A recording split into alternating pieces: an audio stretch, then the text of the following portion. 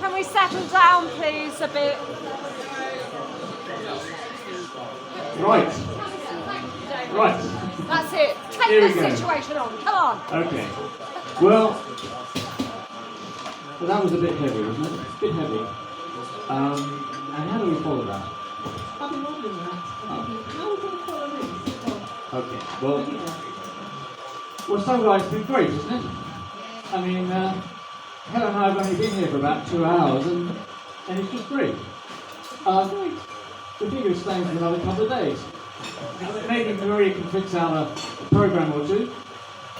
But in all honesty, the content speaks for itself. That is great.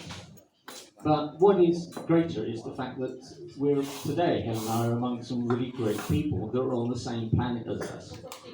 And that's special. That's not something that we enjoy every day of the week. But to be here, and we were last here 3 months ago, I think, it's just great to be among people on the same planet with the same thinking.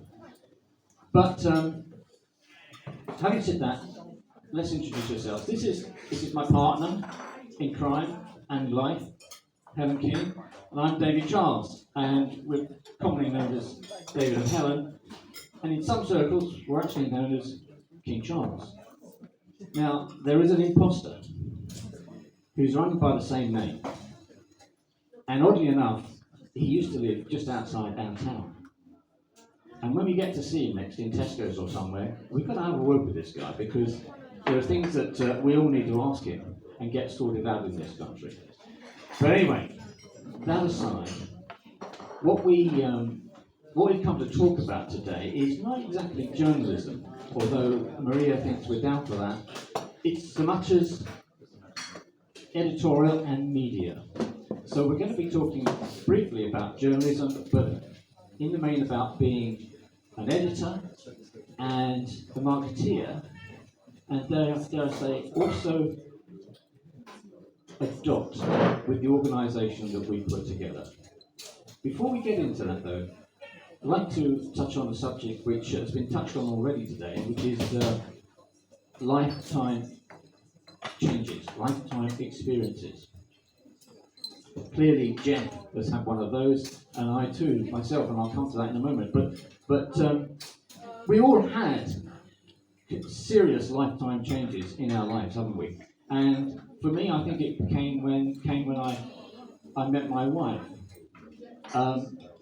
Turned my life upside down, as it normally does for people, and it's done it for you too, I dare say. The second lifetime change can come along, of course, when you meet somebody else's wife. And sometimes, for some people in these days, it seems somebody else's husband, looking at it from a male's perspective. Now, it's an interesting story here, which I'll just deviate for a bit and let you in on this. I don't know if any of you have heard the name Dr. Simon Day. Simon Day. No, that's not right. Richard Day. Richard Day, Dr. Richard Day. Well, he's no longer among us now, but he was a paediatrician practicing in the United States, and he actually had a job with Planned Parenthood, which tells you immediately his background. But interestingly for us and for many others, he called a very private meeting among 70 other paediatricians. And he said to the 70 paediatricians in this enclosed room, you mustn't recall what I'm about to tell you, and you mustn't tell anyone about it. It was like a confession. Now, he said over this period of time some very interesting things. Two of them being these. One is, he said, I can tell you that the Rothschilds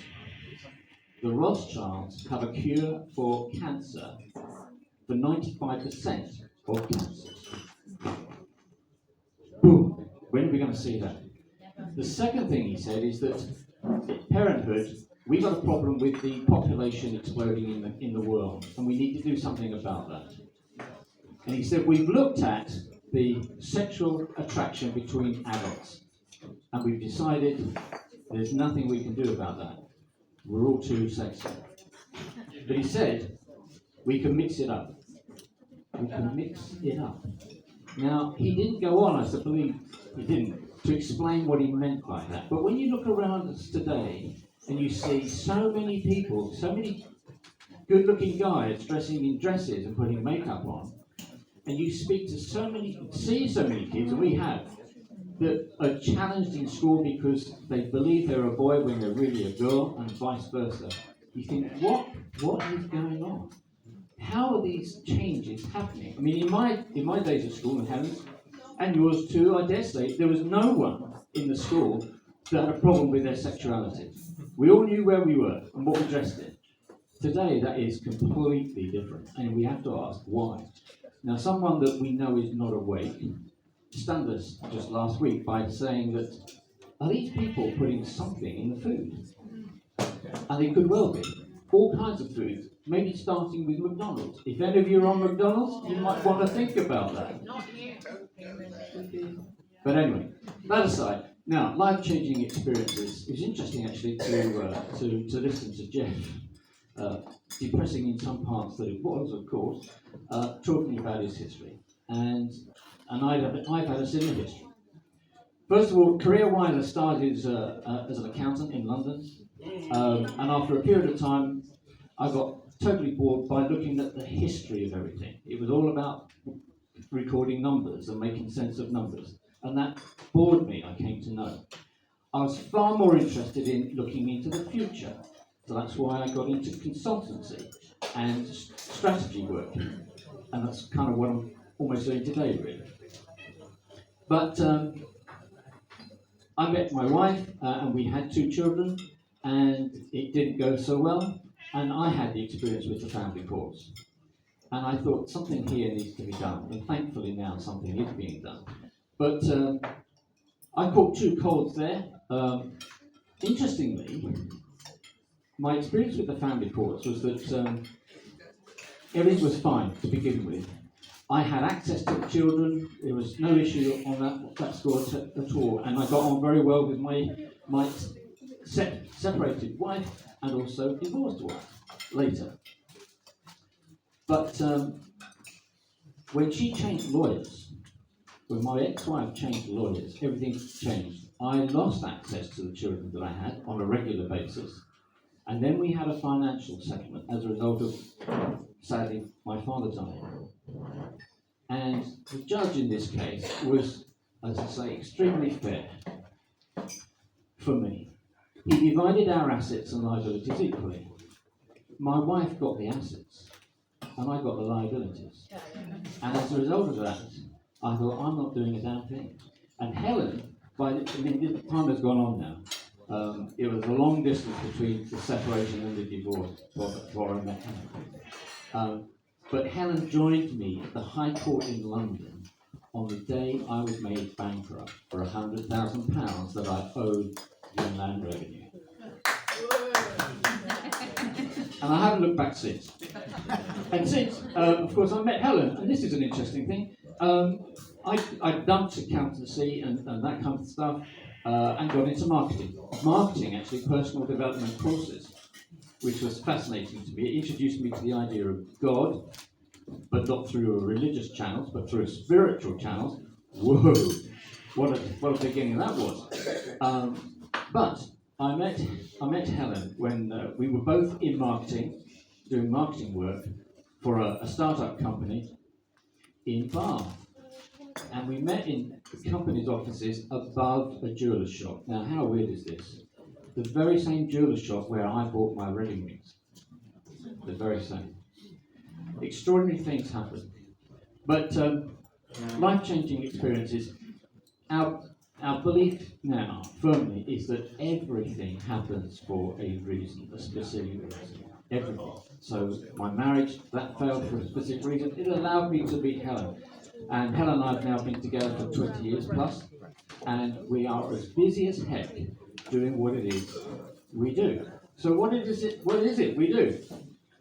Well, turning the clock back, when Helen and I lived together, started life together, living together, which was 2004, we were going to do a marketing business, and it involved holiday homes, to be honest. But almost immediately, we decided to change course and do something we never thought we'd ever do, which was to start a charity. The idea came from my son to do a fundraising bike ride from John O'Groats to Land's End as a fun thing to do. We thought we'd do it for charity. We didn't find a charity, so we founded one. And it happened to be one about bicycles. And we were talking to Paul Watson, the owner of Cafe Belge earlier today, about what we did. So from nothing, not knowing anything about bicycles really, not knowing anything about shipping or Africa, where these bicycles that we were going to collect were going to go, we set about collecting bicycles. Well, we did. In the end, we collected 14,000 bicycles. They came from all over the country, including Ireland. We had prison inmates in 10 prisons refurbishing these bicycles for us, and they were shipped to Africa to go to remote schools. And oddly enough, we had decided that we were not going to entice in any way the African governments to assist with this particular program. But strangely enough, the president of the Gambia approached us and said, "How can I help you?" He wanted to support his school children in school, and particularly girls. So from almost day one, when he heard about our program, he assisted us. Moving the clock forward, we were invited personally by the president of Sierra Leone to take our program to Sierra Leone, which was wonderful. We thought, hey, we can actually work with governments in Africa. They are corrupt, but they're no more corrupt than our government here. We'll work with them. So that's what happened. And we went forward on that course, and then we had that strange thing that happens as a life changer happen to us, and we felt foul of the Charity Commission. Now, there were 2 trustees on this charity, Helen and myself. We hadn't found anyone that was actually suitable, that we felt could do the job as good as us or better than us. So it was just us. And out of the blue, we didn't really know why, the Charity Commission wrote to us and they said, "Are you the only 2 trustees in the charity?" And of course, they already knew that. We said, "Yes, we are." And then the next question was, "Have you paid yourself a salary?" And we said, "Yes, we have." "Well, how much have you paid?" Now, being an accountant, I tell you, anything that moves, I document. And we could tell the Charity Commission to the penny how much we'd taken as a salary over all the years that we've been operating. And they told us. We told them. And they said, "Okay, fine. Well, you need to do 2 things. You need to get some more trustees on board." That's point 1. We thought, okay, we can do that. We're going to get a slap on the wrist for this, I know. We'll get another 3 trustees on board, and they said, within 2 months, you've got to repay the £300,000. Well, we thought, that's not going to happen. There's no way that is going to happen. We took it as salary for 10 years. We had taken the equivalent of £30,000 salary for 2 of us to keep this thing afloat for 10 years. And we thought, that's not going to happen. Anyway, to cut a long story short, we had some ding-dongs backwards and forwards, and we told the Charity Commission what we thought of them. Bearing in mind here, from almost day one, when we saw this going off the rails, and the Charity Commission refused to meet us to discuss the case, we only ever communicated with the with the Chief Executive of the Charity Commission. No one else got a note from us, just the Chief Executive. So the Chief Executive knew our case inside and out, or at least she should have done, Helen Stevenson. Well, cut a long story short, as I say, everything seemed to be fine. They seemed to have lost track of us and nothing communicated with us for 12 months, and then suddenly, bang, they locked our bank account. The result of that was we had to take the Charity Commission to court to get this bank account freed up again so we could operate.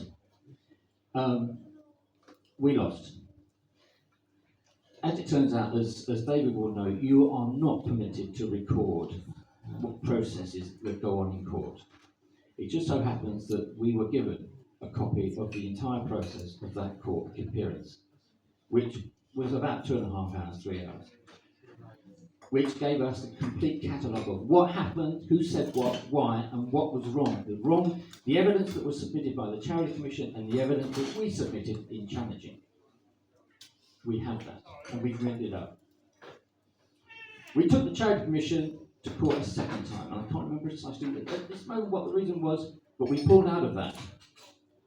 We pulled out of that because the Chief Judge of the Charity Tribunal Service, who's now retired, said to us, "You cannot present that evidence. I will not allow it." And we thought, but if we can't present our evidence in court, there is no way we're going to win this.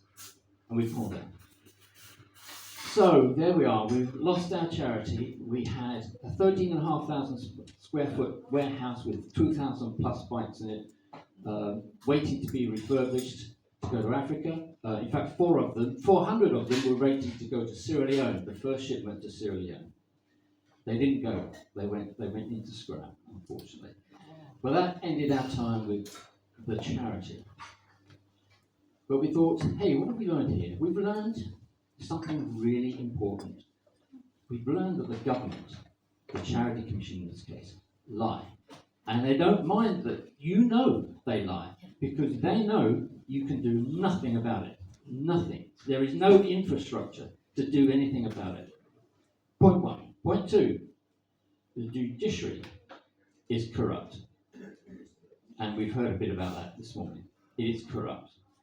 The third thing we learned was that the media is also controlled and therefore corrupt as well. The Charity Commission, bless them, published a multi-page report on us and our behaviour. And they gave it to the BBC to print. And it was horrendous, absolutely horrendous. They said, in fact, carefully, they said, we as directors had taken £300,000. Full stop. They didn't say they'd taken £300,000 because they needed a salary to fund them for 10 years. They didn't say that.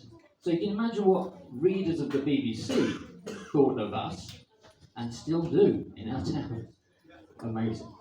So we thought, actually, the problem here is one of awareness. People need to know that the government is corrupt. They need to know that the judiciary is corrupt. They need to know that the media is controlled and therefore also corrupt. So, with an accountant's hat on, we started to document stories, interesting stories like the one I related to you a moment ago about Dr. Richard Day, which is one of 14,000 articles we have accumulated on our media platform.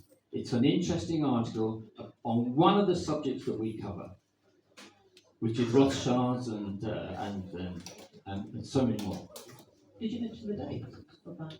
I didn't mention the date. That's a bit relevant. That talk that Richard Day gave to a circle of 70 paediatricians was 1969. 1969. So there's been a cure for cancer, or 95% of cancers, at least since 1969. So what the hell has happened? Well, we know that. So from our point of view, we got big interest in collecting information and then sharing it with people, and that's what we've been doing. So 14,000 articles are in our archive now, which you today, this afternoon, you could interrogate, and it covers all kinds of subjects. You won't believe how wide our range of subjects is. All sorts of things, subjects and topics. Spirituality is one of them. Health. Spirituality. I mean, we were talking about what were we talking about God earlier, weren't we? And I've got a fascination with death and near-death We can apply. experiences. It comes to you eventually, doesn't it? It's fine, please talk about Yeah. Near-death experiences, absolutely fantastic.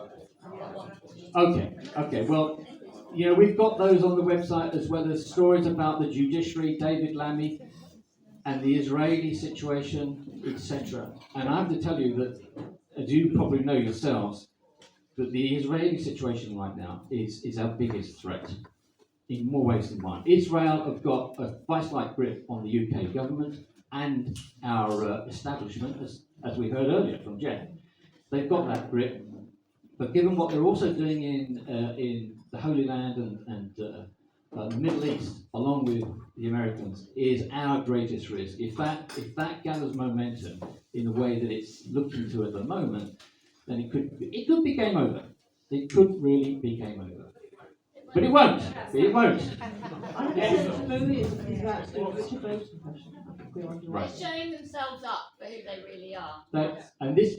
Thankfully, this is partly due to AI, which we're not fans of AI, to be honest. But it does have its uses, as we learned today. But there is a way forward, and there are two golden bullets in our locker, but we're going to disclose one today. And one is, firstly, with regard to this media platform, it's all about sharing information with the wider world. Now, the wider world, of course, goes beyond this room here today, and we've categorized the population around the world into three types. And Helen has written an article on this, and Helen will now explain a bit more about your position in bed. Position in bed. There are three positions. There's the believers, the explorers, and the deciders. Everyone here is an explorer, which means that we have all sorts. Yeah. You're gonna have to shout a bit. Okay, I'll try and do it.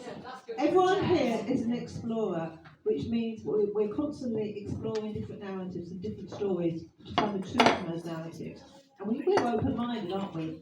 On the other hand, we've got the believers. They believe everything in the mainstream media, they believe everything they're told, and they don't question. And they don't like their views to be challenged. It's not their views being challenged, it's someone else's, but they get quite upset. And then in the middle is what other people we really want to reach with our channel. And we call them the deciders. They might have had one or two COVID jabs, they might not have had any, but they're just starting to wake up now. They've been waking up for a while to the disturbing reality that things are not quite as been told. Or perhaps they know things are not as being told, and now they need information. They need to be helped. They need to be guided, but not overwhelmed. And so those are the deciders, and that is our target audience, along with explorers who want to dig deeper.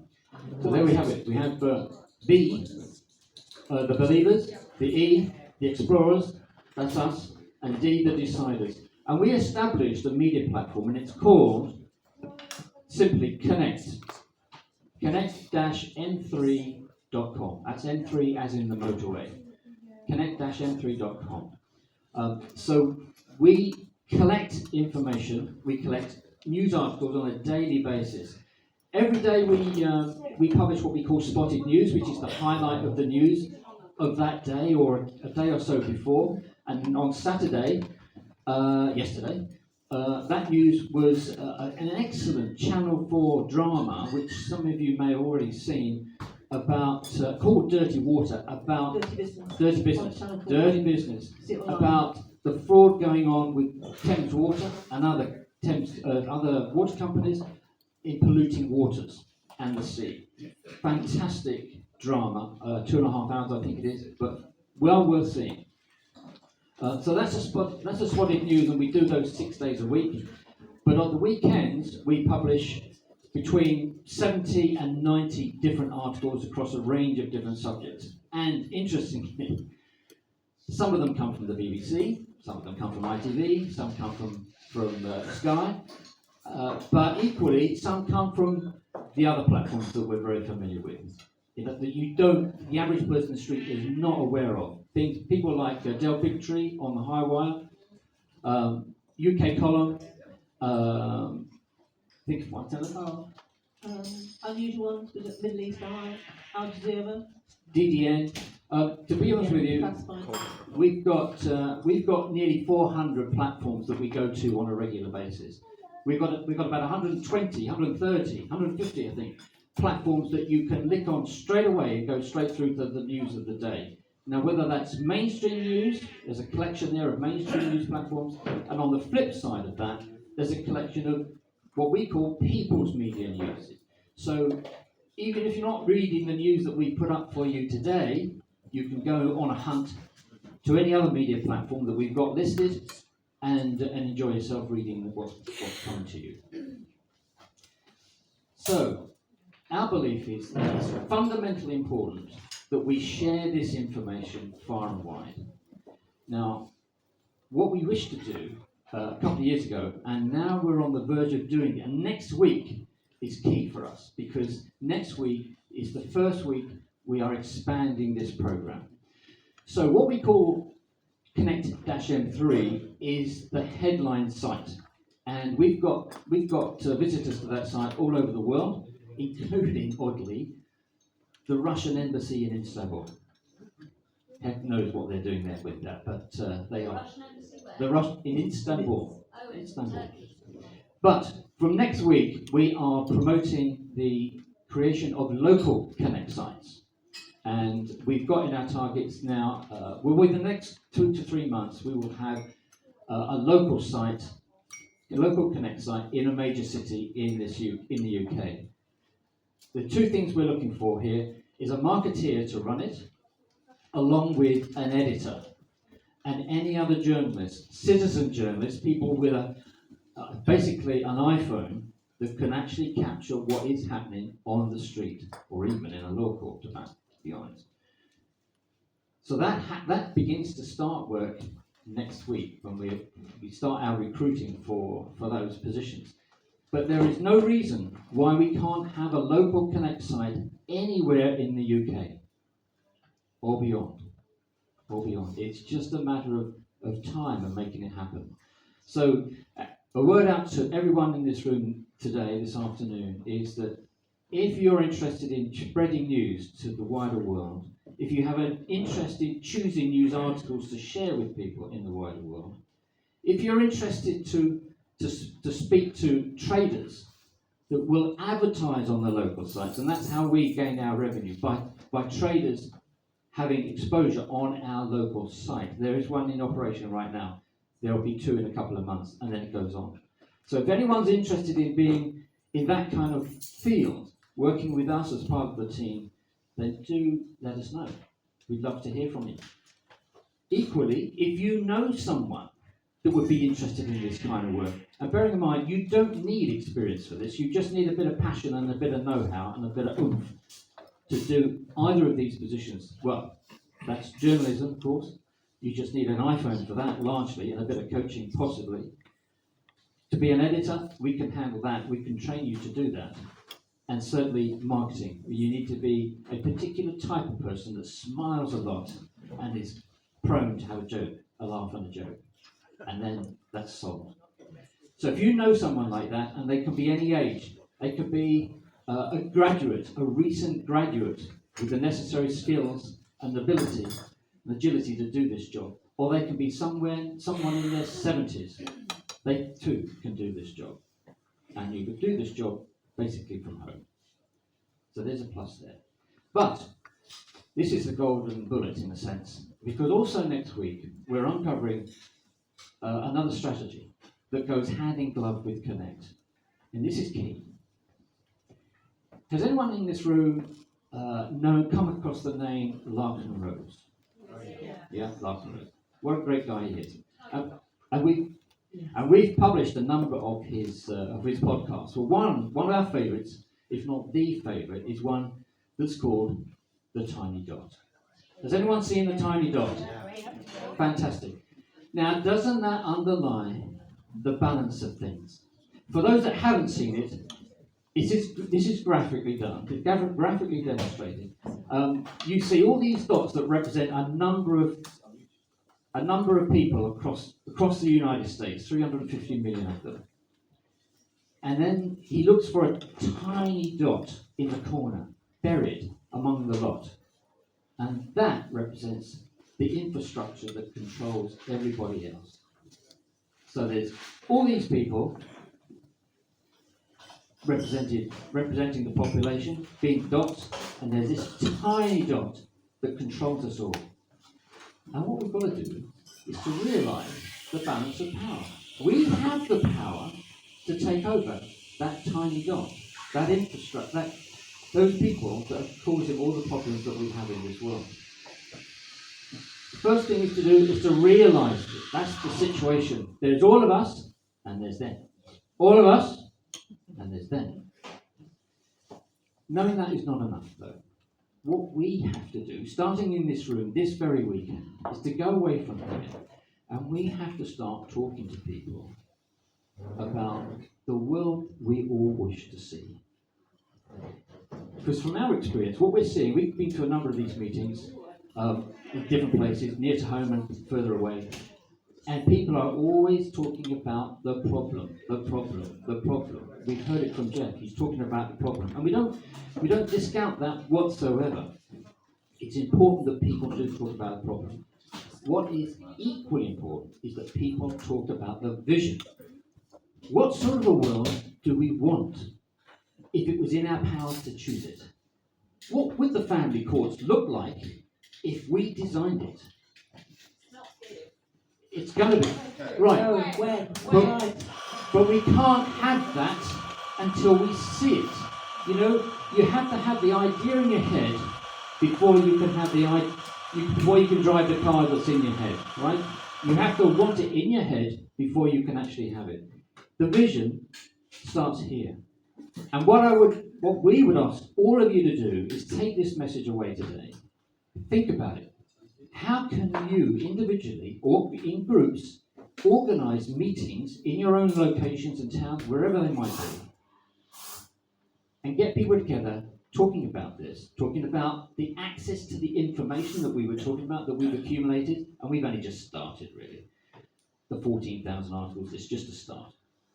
But more importantly, how would we choose to have our world? How would we choose to educate our children if it was our choice? It is our choice. How will we? How will we? That is the perfect end. Is it? Sorry. Yeah. Can we, this gentleman here? Women in charge. I'm going to take everything.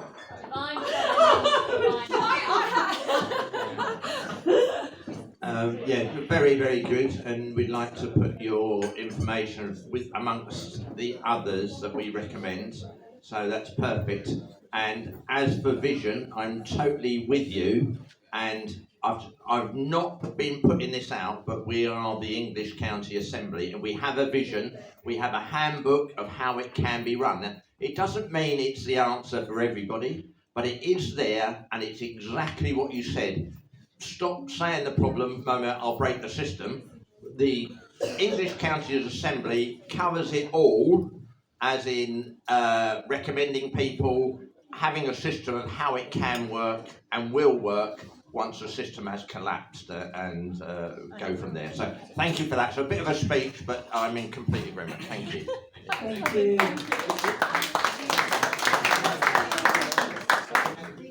May I say, to round off, I'm running with this. This can be part of our council watch. We don't have newspapers, do we? But we can get all of the people that we're trying to set up our independent residents associations to see what we're doing and get involved and let them do the reporting. So I'm really excited about it, actually. Thank you. Thank you very much, David and Helen.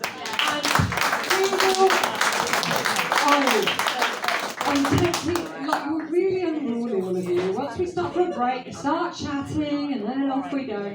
We will reconvene at 2 o'clock with Martin Geddes. And I don't want Martin speaking to himself. So, there we go. 2 o'clock then.